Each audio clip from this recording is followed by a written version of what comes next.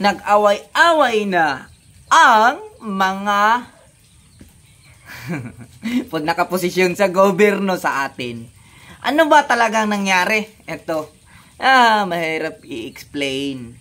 Pero yung pera natin sa Pilipinas, yung mga tax natin ay pinaguluhan ng mga politiko na hindi naambunan. Ay, kakurap. Maraming mga kurap dito sa Pilipinas. Di naman natin masasabi kasi lantaran nakikita naman natin sa mga sitwasyon ngayon sa ating pang-government na paraan. Di naman natin masasabi kasi nangyari na Paano ba naman ang pera natin yung pinaguluhan ng mga iba't ibang politiko, mga congressman, mga senado? Medyo mahirap nga kung isatupad natin yung ginawa sa ibang lugar. Pwede naman yun. Yung sabihin natin yung lahat ng nagasto ay makikita, may sabihin natin may PowerPoint, mga ganoon. Katulad sa mga company or sa lagay natin sa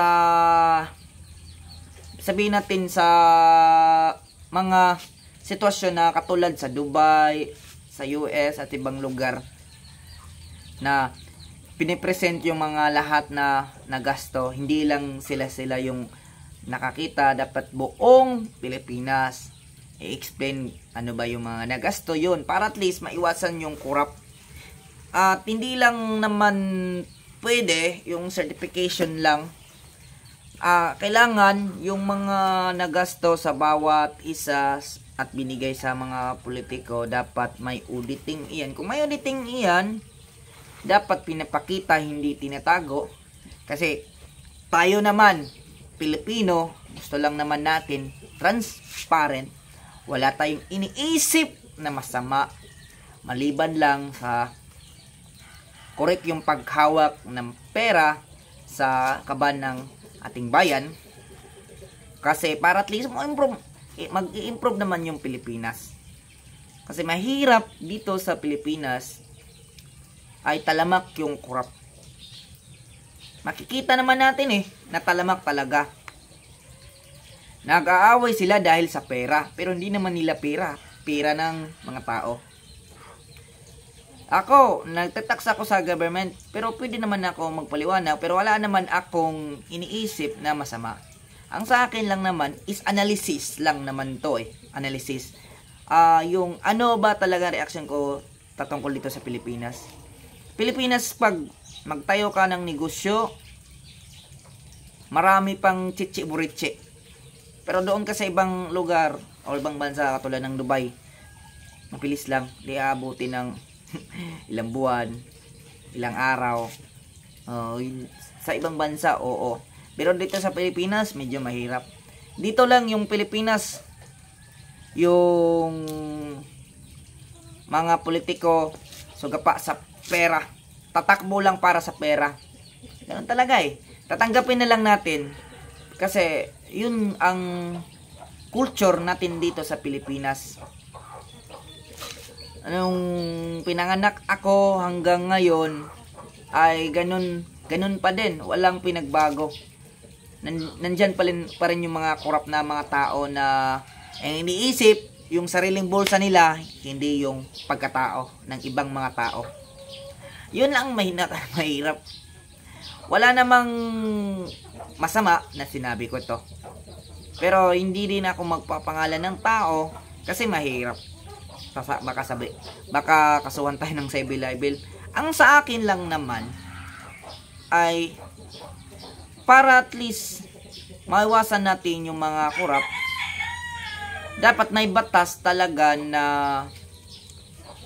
ipapakita yung lahat ng nagasto nila or kaya yung presentation ng ilan. Kasi yung iba ay pasikreto lang yung kuha sa pera. Yung iba naman ay sugap pa sa pera. Yung iba naman ay may interes sa pera ng bayan. Hindi naman lahat.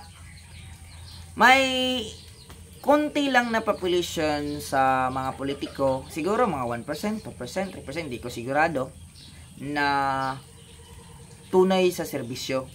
Nadadamay lang sila dahil maraming mga korap dyan sa loob na hindi naman natin matukoy kung sino. Yung napabalita, hindi natin alam kung totoo ba yun. Pero kita naman natin sa mga ilang taon na walang nagbago, nandyan pa rin yung mga korap sa Pilipinas. Sila yung dahilan bakit yung mga investor hindi papasok dito sa Pilipinas. Yung iilan, hindi naman lahat.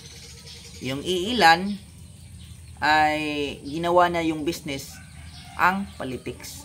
Business naman talaga sa Pilipinas yung politics eh. Kapag napasok ka ng congressman, mayor, marami kang pera na dati wala kang bahay, na dati wala kang sasakyan, biglang may bahay ka na agad, biglang may sasakyan. Pero hindi ibig sabihin wala kang bahay, ibig sabihin walang sasakyan. Ibig sabihin ko, biglang lumalaki yung bahay mo, biglang dumadami yung sasakyan mo, property. Yun nga, hawak mo yung pera ng bayan. Pero di naman lahat. Di naman lahat. May ilan nga, sabi ko nga sa inyo na may ilan na tapat sa serbisyo. Nadadamay lang sila dahil sa mga korap na tao na gumagawa ng masama. May mga tao na nag-take advantage, may mga tao na may ginagawa nila yung tama pero tinitik advantage sila sa mga masamang tao. Yun nga, sarili lang naman ang iniisip nila. Natatawa nga ako sa balita yung mga politiko ngayon nag-aaway dahil sa pera. Lumalabas, mayroong mga korap dito sa Pilipinas. Kasi nga, sinilawalat, hindi ko naman, Harry Roque ata yun, hindi ko alam, kasi nakita ko sa balita. Harry Roque ata yun yung nagsabi na nag-aaway sila dahil sa pera.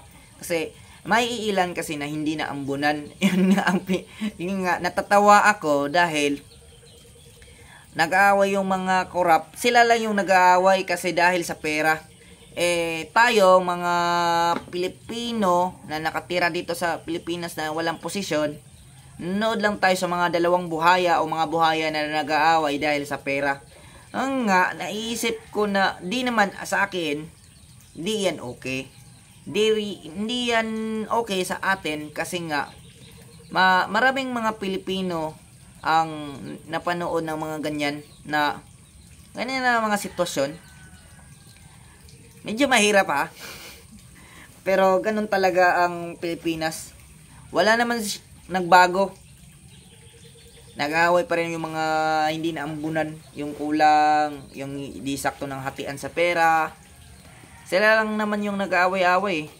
Sila din naman yung rason. Hindi naman lahat ng Pilipino nag-aaway, naghihirap dahil sa ganoon na paraan.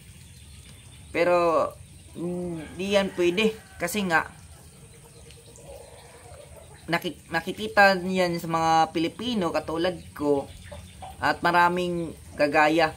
Maraming tumatakbo ng politiko na ang hinahanap lang pera. Diba? Ganun talaga ang buhay. So, yun lang. Sa mga naguguluhan sa salita ko, comment lang kayo. Pero pasensya na, hindi naman ako talaga sanay sa Tagalog. Pero, nasasabi ko lang kasi ito lang yung paraan para makommunicate ko kayo. So, sa mga nanonood dyan at hindi nakikiintindi, comment lang kayo. Comment box section. At yun lang, maraming salamat!